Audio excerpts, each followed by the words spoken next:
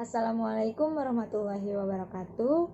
Kami dari kelompok 1 tentang jenis-jenis bahasa yang beranggotakan 9 orang, diantaranya ada saya sendiri, Cynthia Rizka Saputri, dan yang kedua ada Erina Puspitasari, yang ketiga ada Fatima Aidit, yang keempat ada Farida Nurhama, yang kelima ada Indriani Sulistioningrum, yang keenam ada Nadia Rifah, yang ketujuh ada Nandika Syifa, yang kedelapan ada Nurul Fadila, dan yang kesembilan ada Tri Utami Khairiyah. Baik, di sini kami ingin menjelaskan tentang apa itu reporter, bercerita, dan seminar. Di slide yang pertama akan dijelaskan oleh saya sendiri, yaitu membahas tentang pengertian, tugas, peran, dan proses bekerja seorang reporter. Jadi, reporter adalah seorang yang membuat karya jurnalistik yang nantinya akan ditayangkan pada media, yaitu media televisi, dan tugasnya adalah melaporkan dan menginformasikan dari fakta yang terjadi pada lapangan. Lalu reporter ini bisa disebut juga sebagai wartawan. Dan selanjutnya yaitu peran reporter. Perannya itu sama dengan tugasnya, yaitu memberikan informasi dan melaporkan pada khalayak mengenai peristiwa-peristiwa atau hal-hal apapun yang sedang terjadi. Lalu yang terakhir adalah proses bekerja seorang reporter, yaitu yang pertama bisa melalui observasi, lalu yang kedua meliput pada hal apa yang sedang terjadi, lalu yang ketiga mewawancarai seorang narasumber yang terlibat pada peristiwa tersebut.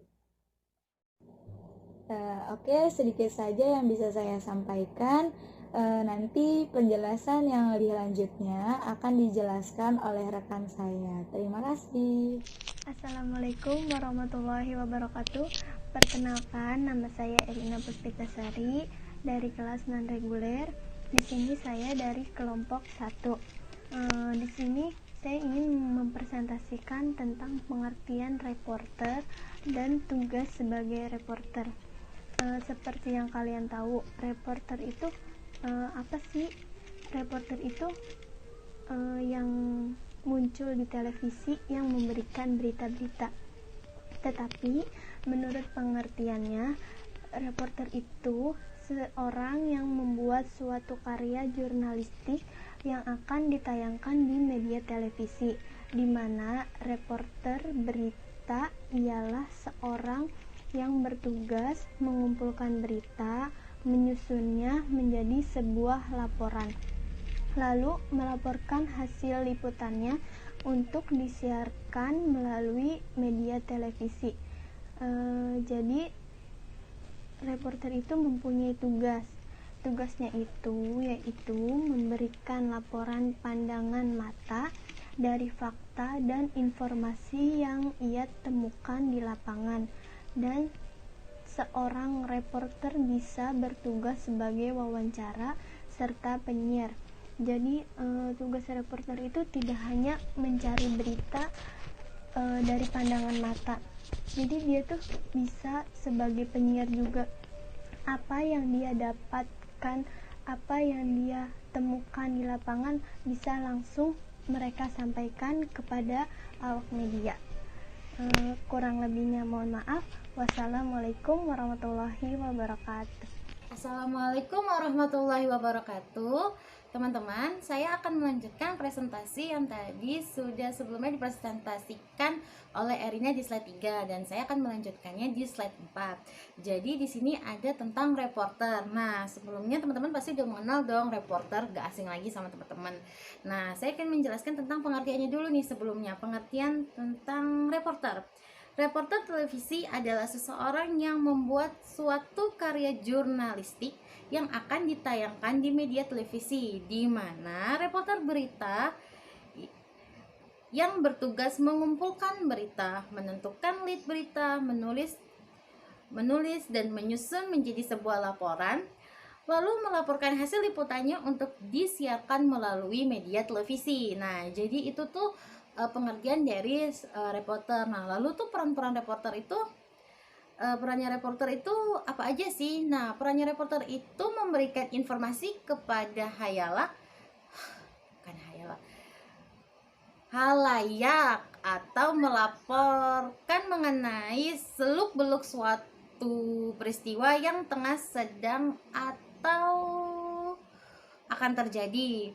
Nah, reporter itu sebetulnya dibagi menjadi dua bagian atau dua subjek pekerjaan lah, gitulah istilahnya. Yaitu pertama adalah reporter sebagai wartawan. Nah, sebagai seorang wartawan, ia bisa mengetahui segala aspek-aspek seluk-beluk peristiwa yang dilaporkannya. Bukan saja hal yang tidak terlihat, tetapi juga harus melaporkan di belakang berita, the news behind the news. Bagaimana ia bisa peka menyelidiki latar belakang peristiwa tersebut serta prospek yang akan terjadi jika peristiwa tersebut menjadi peristiwa, sehingga menulis menjadi naskah dan melaporkannya. Jadi wartawan itu yang bekerja di lapangannya, jadi yang mencari berita ke semua pusat informasi, misalkan ke pemerintahan, ke kepolisian, atau kalau yang seperti sekarang mungkin pergi ke rumah sakit untuk mengumpulkan informasi, lalu akan dibuatkannya naskah dan dikirimkannya. Lalu ada juga reporter sebagai penyiar.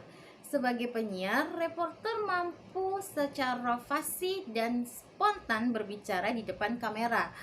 Suaranya harus enak didengar, disertai artikulasi dan intonasi yang benar dan jelas, karena saat di lapangan dan melaporkan berita secara langsung, seseorang reporter akan menemukan gangguan secara teknis maupun non-teknis. Meskipun memiliki kesempatan dan kekuatan besar untuk mengungkapkan suatu kasus, namun seorang wartawan pun memahami dan mentaati norma yang ada dan kode etik jurnalistik atau peraturan yang berlaku dalam menjalankan tugas. Jadi wartawan atau reporter itu tidak sembarangan untuk melaporkan suatu berita, karena ada kode etik jurnalistik. Jadi nggak bisa sembarangan memberitakan, jadi harus meminta izin terlebih dahulu. Misalkan kalau kita mewawancarai seseorang atau sedang meliput, kalau kita tidak meminta izin kepada orang tersebut dan kita menyiarkannya, maka kita terkena kode etik jurnalistik karena kita belum meminta izin atau minta izin gitu. Karena kalau misalkan orang tersebut menuntut, itu bisa kena hukum. Nah, lalu di sini ada proses bekerjanya. Nah, seorang reporter melalui tahapan-tahapan di mana ia akan melakukan tugas serta perannya, yaitu tahap observasi dan meliput dan melakukan wawancara. Nah, slide selanjutnya akan dijelaskan oleh teman saya. Cukup sekian dan terima kasih. Saya dari kelompok 3. Di sini saya akan menjelaskan tentang hal-hal yang ingin dibahas dalam di sini kita akan membahas tentang topiknya adalah bercerita. Nah, di sini saya akan menjelaskan tentang hal-hal apa saja sih di dalam presentasi ini yang akan kita bahas dalam bercerita ini. Jadi bercerita itu kita mengambil 4 cakupan atau 4 ruang lingkupnya. Pertama ada pengertian, kedua itu adalah tujuannya, yang ketiga adalah hal-hal yang harus diperhatikan dalam bercerita, dan yang terakhir itu adalah langkah-langkah dalam bercerita. Nah, jadi saya akan membahas sedikit aja ya. Contohnya kayak pengertian bercerita. Bercerita apa sih? Bercerita itu adalah hal apa yang kita lihat dan apa yang kita dengar, itu kita bicarakan lagi. Jadi kita membicarakan apa yang kita lihat dan apa yang kita dengar kepada teman, atau enggak kepada sahabat-sahabat kita, rekan-rekan kita, atau kepada anak-anak, atau enggak kepada orang lain. Nah, tujuan bercerita. Nah, dalam tujuan bercerita ini banyak ya tujuan bercerita. Contohnya kayak meningkatkan minat anak, terus menambah kemampuan verbal anak dalam berbicara, dan sebagainya. Nah, untuk hal-hal yang diperhatikan, contohnya saya hanya menjelaskan secara singkat aja contoh hal yang harus diperhatikan dalam berbicara itu, contohnya kayak alur ceritanya. Apa sih alur cerita, apa sih yang kita bahas sebenarnya, terus apalagi ya, topiknya menarik gak sih untuk anak-anak didengar. Contohnya ini jika kita membahasnya tentang cakupan untuk anak-anak SD ya, MI. Terus langkah-langkah bercerita. Nah, seperti tadi langkah-langkah bercerita juga sebenarnya udah jelasin ya sama Bu Rifah kemarin. Contohnya kayak pertama, topik harus menarik. Jadi langkah-langkahnya tuh sebelum kita membuat suatu cerita, kita bahas dulu nih. Sebenarnya sih kalau menurut saya angkat ceritanya dulu. Sebenarnya kita tuh mau bahas tentang apa sih? Nah, nanti tinggal topiknya atau judulnya tinggal kita sesuaikan dari kerangka yang telah kita buat itu. Nah, mungkin hanya segini atau hanya sampai di sini penjelasan yang bisa saya sampaikan, karena saya hanya menjelaskan tentang hal atau topik apa aja yang akan dibahas dalam bercerita. Nanti selebihnya tentang pengertian, tujuan, hal yang harus diperhatikan atau langkah-langkah dalam bercerita itu nanti akan dijelaskan oleh rekan-rekan saya yang lainnya. Terima kasih. Wassalamualaikum warahmatullahi wabarakatuh. Assalamualaikum warahmatullahi wabarakatuh. Nama saya Indriani Sulistioningrum. Saya dari kelompok 1. Nah, setelah kita tadi membahas tentang bercerita ini ada 4 poin yang akan kita bahas. Poin yang pertama adalah pengertian, poin kedua adalah tujuan, poin ketiga adalah hal yang harus diperhatikan dalam bercerita, dan poin yang terakhir adalah langkah-langkah bercerita. Kita masuk ke poin pertama dulu ya, teman-teman. Pengertian. Apa sih pengertian dari bercerita itu? Nah, di sini ada menurut beberapa tokoh. Tokoh yang pertama menurut Anting. Bercerita adalah aktivitas yang menarik dan digunakan pada semua aktivitas pembelajaran. Ini udah pasti, karena ketika dalam pembelajaran tidak adanya bercerita, pembelajaran akan sangat monoton dan anak-anak sangat mudah banget untuk tidak fokus atau jenuh. Nah, terus menurut tokoh yang berikutnya ada menurut Handayu.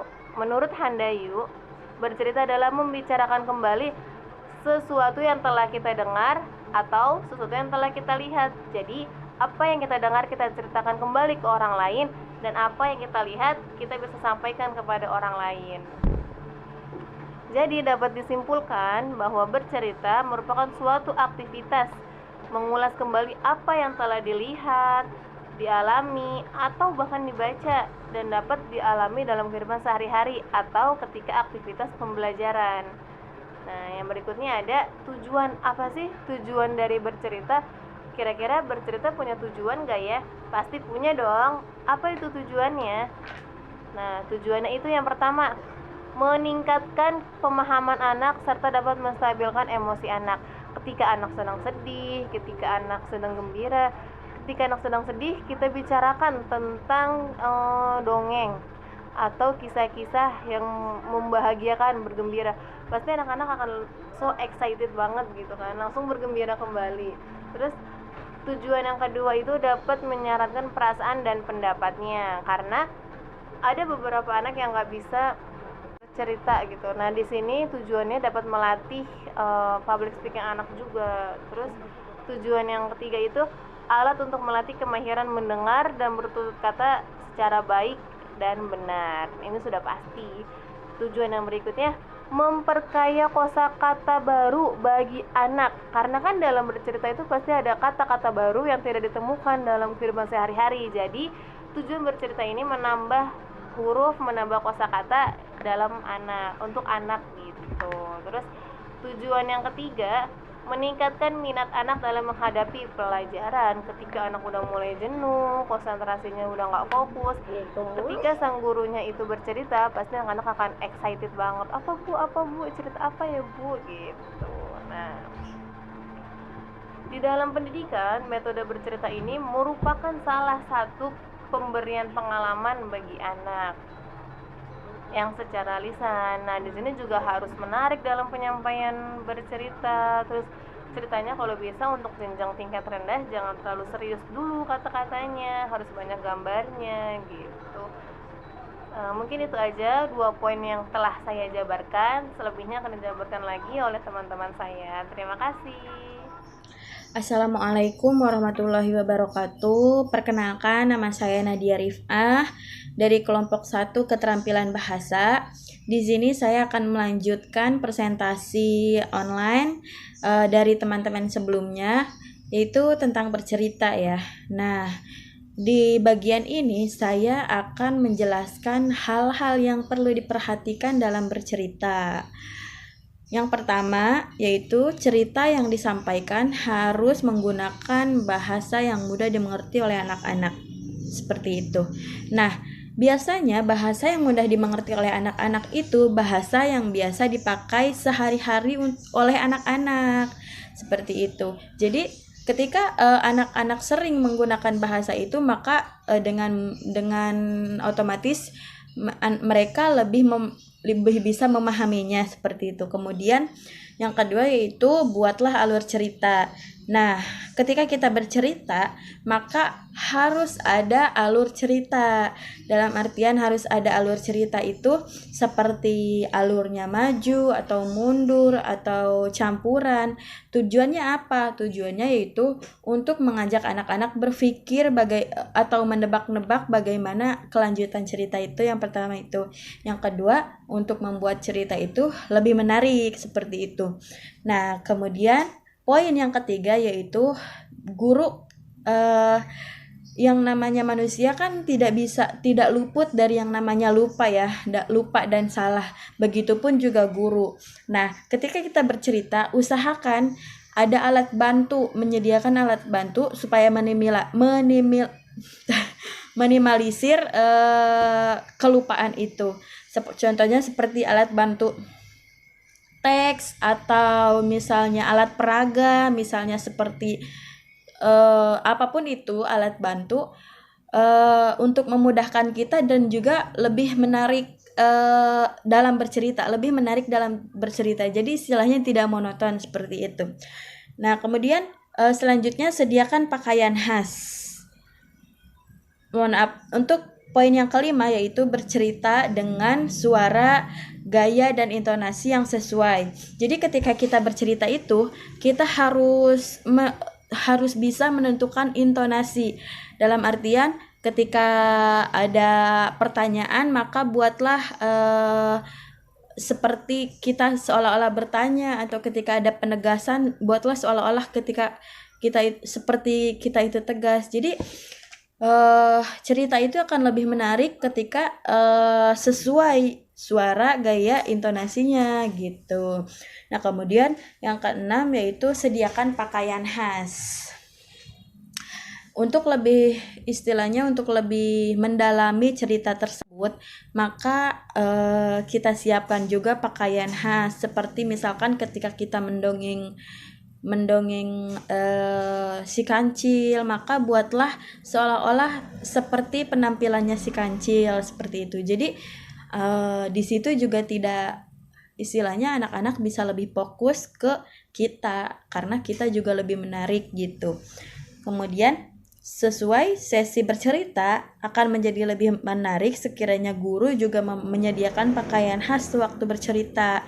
Nah, untuk lebih menarik lagi ketika bercerita, maka sediakan juga pakaian khas untuk audiensnya misalkan, atau untuk tidak cuman istilahnya peran pertama aja ya, tapi juga untuk istilahnya orang yang berceritanya juga harus menyediakan pakaian khas seperti itu.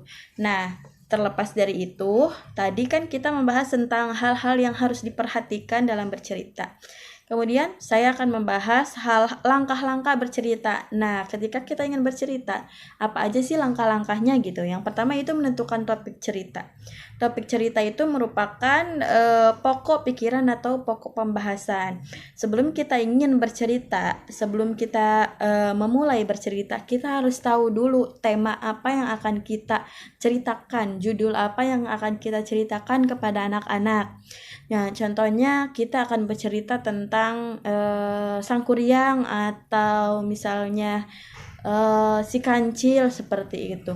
Nah, itu akan lebih menarik lagi seperti itu. Kemudian yang kedua, langkahnya yang kedua itu menyusun kerangka cerita dengan mengumpulkan bahan-bahan. Kerangka cerita merupakan rencana penulisan yang memuat garis-garis besar dari suatu cerita. Nah, yang kedua itu menyusun kerangka cerita kan. Jadi ketika kita sudah tahu judulnya, apa yang harus kita ceritakan, hal yang kedua itu menyusun kerangka cerita. Jadi seperti menentukan alurnya, menentukan konfliknya sebelah mana, solusinya sebelah mana, seperti itu. Yang ketiga yaitu mengembangkan kerangka cerita.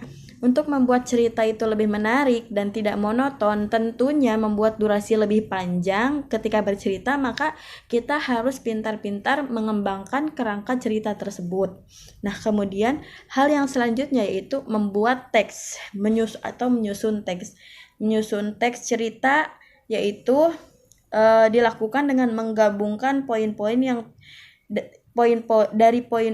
telah kita menggabungkan poin-poin dari kerangka cerita yang telah dikembangkan dengan memperhatikan keterkaitan antar poin tersebut. Ketika kita sudah menentukan judul, menyusun kerangka, kemudian mengembangkan, maka kita tulis dalam bentuk teks. Dalam artian untuk menjaga supaya kita tidak lupa ketika bercerita, juga kita tahu keterkaitan cerita dari satu ke lainnya, seperti itu. Kita juga tahu alurnya, alurnya maju apa mundur. Terus kita juga akan tahu permasalahannya di mana, terus solusinya di mana, endingnya seperti apa, seperti itu. Itu aja mungkin yang dapat saya sampaikan. Kurang lebihnya mohon maaf. Wassalamualaikum warahmatullahi wabarakatuh. Perkenalkan, nama saya Nandika Syifa Fadila.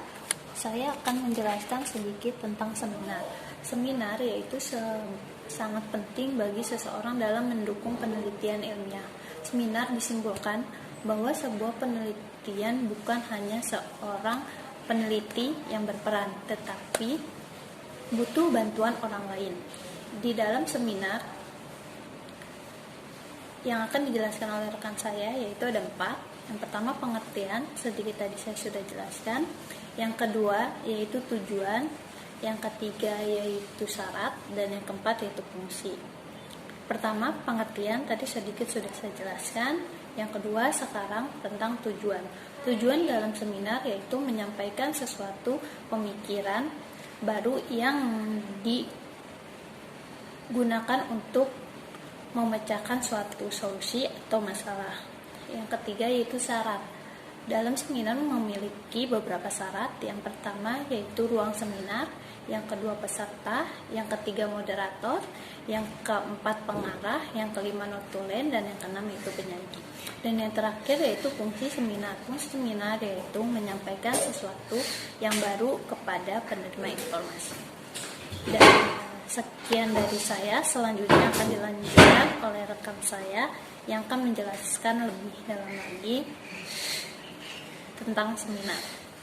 Assalamualaikum warahmatullahi wabarakatuh. Nama saya Nurul Fadila. Saya dari kelas reguler malam semester 4. Nah, di sini saya akan sedikit menjelaskan tentang pengertian seminar dan tujuannya.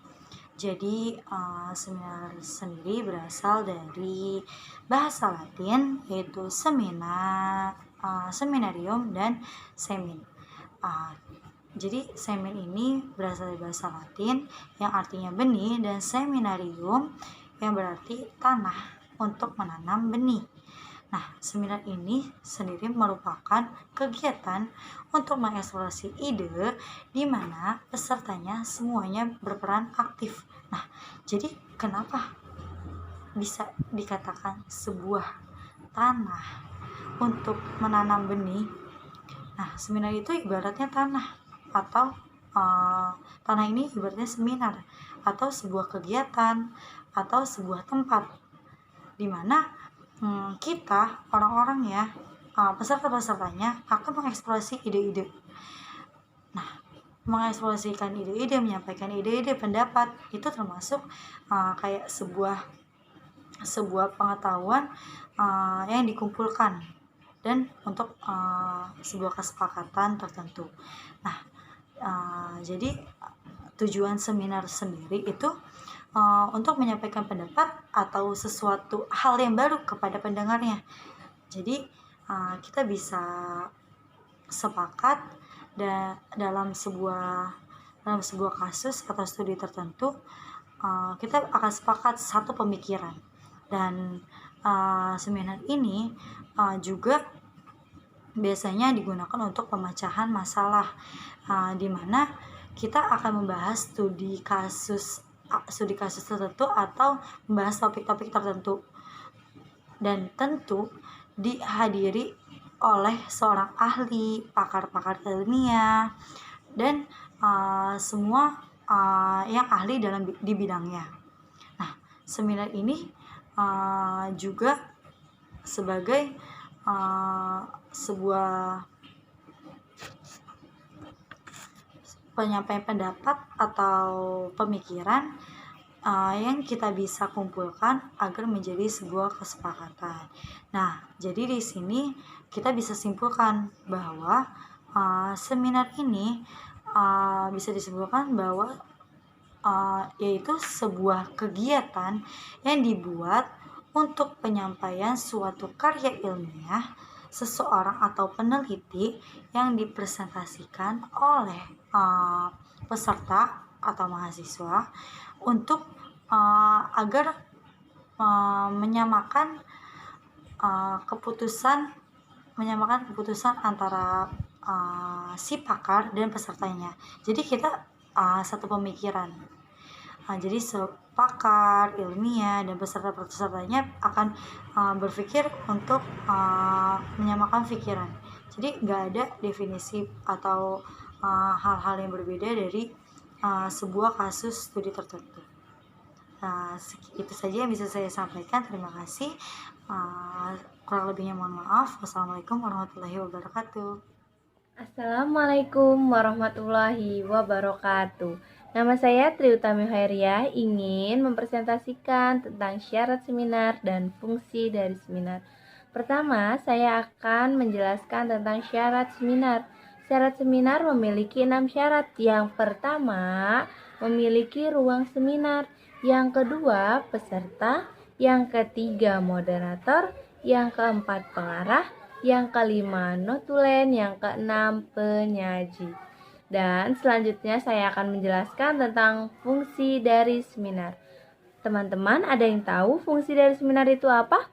Fungsi dari seminar itu untuk menyampaikan suatu gagasan atau pemikiran baru yang digunakan untuk memecahkan suatu solusi atau masalah yang dihadapi oleh para peserta atau anggota di masa yang akan datang. Cukup sekian dari kelompok kami, kelompok 1. Bila ada kesalahan mohon dimaafkan. Wabillahi taufiq wal hidayah. Wassalamualaikum warahmatullahi wabarakatuh.